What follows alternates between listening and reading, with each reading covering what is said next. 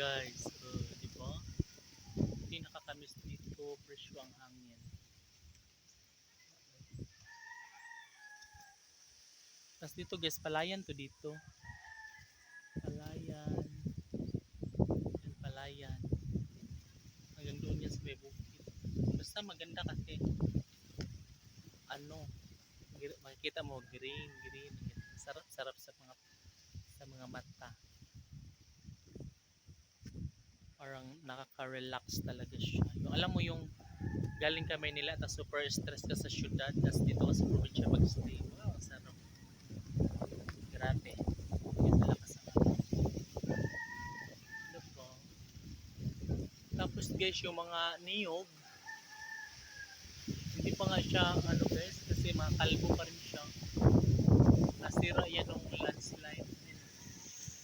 Ano pa siya?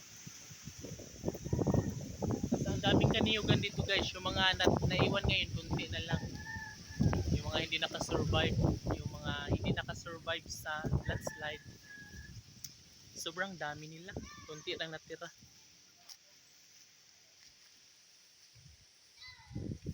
Dati grabe.